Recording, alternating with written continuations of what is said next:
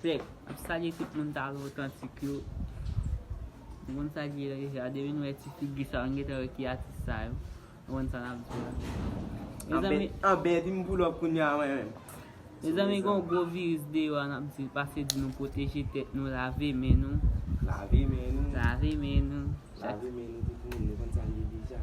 De tan zan tan, bon sel fwa nou di nou me zami. E de tan zan tan pou nou lave men nou, moun san ap di nou, se proteje tet. Ou di de tan zan tan, 3 zan tan baz. 3 zan tan sou moun yo lave. Moun sin tak ne tet ki se de ka nan 1000 zan tan. Me zami se pa blag kon. E pa blag me zami kon lave men nou de tan zan tan. Pa man yon bouch nou. Moun salye deja, wè ti volem. Pa man yon moun. E lwen kap vwe moun de kon sa.